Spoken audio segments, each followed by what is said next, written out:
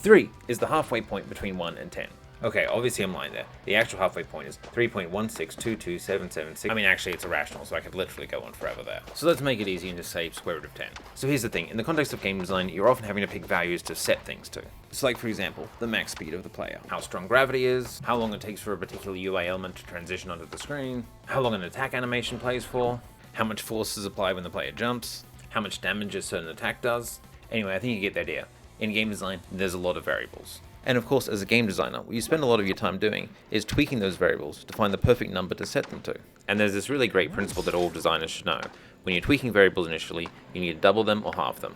The thing is, in most contexts, the way these numbers will feel don't usually scale linearly. So let's say you're setting the gravity for your game and you set it to 15 and then feel that it's a little too low.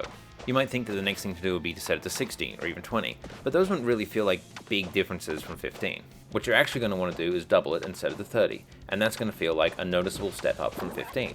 Now maybe you find 30 is still too low and then double it again and go to 60, but if you find 30 is too high, then you can get into the finer detailed tuning of finding the number between 15 and 30 that works. And this really just applies to most things. Like if you have a UI element that takes a second to appear and you feel that takes way too long, then setting to 0.9 is not going to solve that problem. You got to go way lower than that.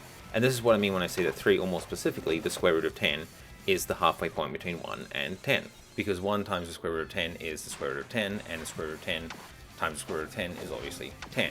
So in terms of how things feel, 3 feels like it's halfway between 1 and 10. So if you set the play speed to 1 and that's too slow, and you set it to 10 and that's too fast, 3 feels halfway between those two. And the logic scales there, so the same thing applies to 30 being halfway between 10 and 100, or 0.3 being halfway between 0.1 and 1. And the practical use of this is that if you don't really know what you want to set a number to, setting to something that starts with 1 or 3 is usually a good first guess. So for example, if I have a transition or something in my game and I know it should last for less than a second, then setting it to 0.3 seconds is usually a good first guess. If I know something should last for more than a second but less than 10 seconds, then set it to 3 and see where I go from there. And yeah, this really does apply to pretty much any variable you will ever set when designing a game. Set it to something starting with 1 or 3. If it's too low, double it. If it's too big, halve it, and then tweak from there when you found the right range. And I've used this principle all the time in my 3D platformer, Later Skater, which is playing up there. And if you want to check it out yourself, there's a demo available on Steam. But I'd also really appreciate a wishlist, because wishlists really help indie games out.